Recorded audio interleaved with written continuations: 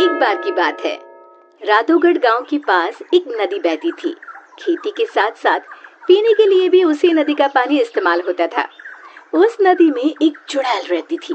वो कुछ दिनों से लोगों को पानी नहीं भरने देती थी और बहुत परेशान करती। एक दिन, ए कमला, तूने मेरी चोटी क्यों खींची? पगला गई है क्या विमला? मैं भला तेरी चोटी क्यों खींचूंगी? झूठ मत बोल, यहाँ हम दो ही तो हैं। अरे अरे, वो देखो, हमारी मटकी का पानी कौन गिरा रहा है? रास्ते में उन्हें भुवन मिला, जो बैलों को पानी पिलाने नदी लेकर जा रहा था। क्या हुआ? इस तरह क्यों भाग रही हो जैसे भूत पीछे पड़ गया हो? हाँ दादा, भूत ही है नदी पर, सच में। भक, मैं ही मिला चुहल करने के लिए। दर्द हो गई जिन्नैया मैं कैसी करूं।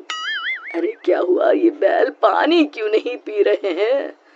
और मेरी धोती कौन खींच रहा है? कहीं भूत भागो रे। इसी तरह एक दिन रामू वहाँ से जा रहा था। उसने देखा बीच धारा में एक औरत बड़े ही आराम से बैठी हुई है। तुम वहाँ क्यों बैठी हो? अरे बाहर आ जाओ, मरना है क्या? उसने पलटकर आदमी की तरफ देखा और फिर जोर से हंसी। तुझे मारना है कहकर हाथ बढ़ाना शुरू किया। वो तेजी से गिरते पड़ते गांव की तरफ भागा और गांव आकर लोगों को बताया। हाँ, उस दिन मेरे बैलों को पानी भी नहीं पीने दिया उस चुड़ैल ने। हमारी मटकी का पानी गिरा दिया था। लगता है हमें ये गांव छोड़ना ही होगा। बिल्कुल सच कहा भुवन, मेरा भी यही मन है। गांव के सब लोगों ने गांव छोड़ने का निश्चय कर लिया। भुवन बेटा, हो गई तैयारी? हाँ काका, हो ही गई समझो।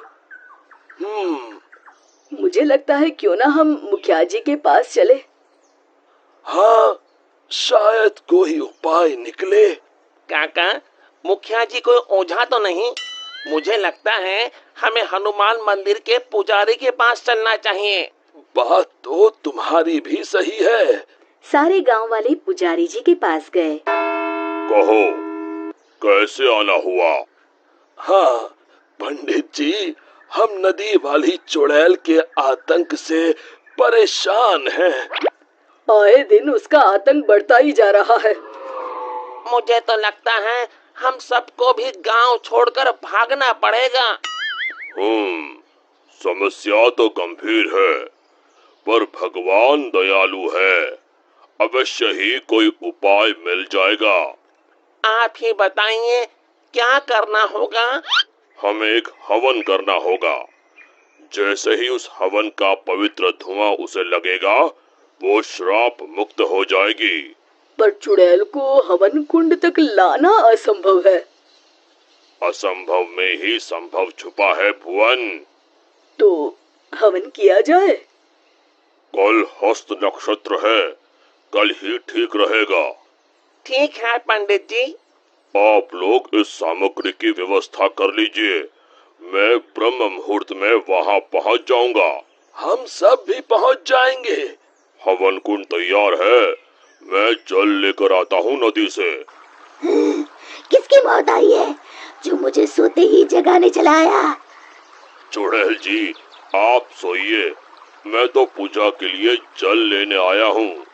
ये नदी मेरी है, इसका पानी भी मेरा, समझे? और हाँ, अपनी अकल को प्रसाद के जैसे बांटना बंद करो, समझे? पर क्यों चुड़ैल जी? क्योंकि मैंने ऐसे कहा। अब चुप, एकदम चुप। चुड़ैल जी, क्यों ना एक शर्त लगाई जाए।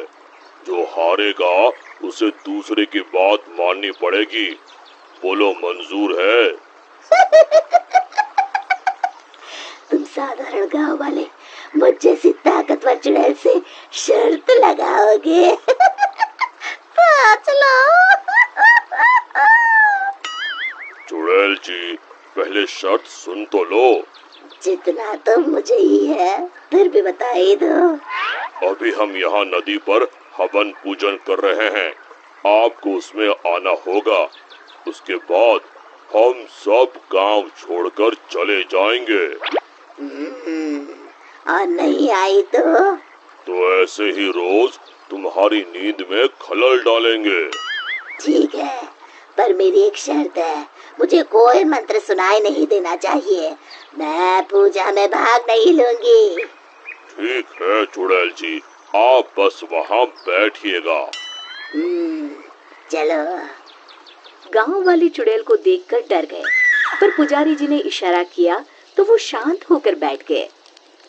जैसे ही पंडित जी ने आखिरी आहुति आग में डाली और धुआं चुड़ैल की तरफ गया, वो जलने लगी और जोर जोर से चीखने लगी।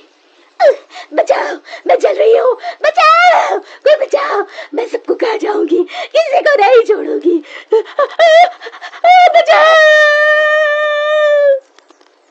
धीरे धीरे उसकी आवाज शांत हो गई। सब लोग सोच रहे थे कि चुड़ैल जलकर राख हो जाएगी, पर ये क्या? उस डरावनी चुड़ैल की जगह पर एक खूबसूरत परी खड़ी थी। वो मुस्कुराते हुए बोली, मैं एक परी हूँ। एक शाप के कारण मुझे चुड़ैल बनना पड़ा। आज आपके कारण मैं शाप मुक्त हो गई हूँ। अब मैं परी लोग जाऊंगी। उससे पहले एक वरदान देना चाहती हूँ। मांगो, क्या मांगती हो? अगर कुछ देना है तो ऐसा वरदान दो कि इस नदी का पानी कभी न सूखे। तथास्तु कहकर परी उड़ गई। फिर सब खुशी खुशी रहने लगे। शिक्षा, समस्या की जड़ तक पहुंचे बिना हार नहीं मानना चाहिए।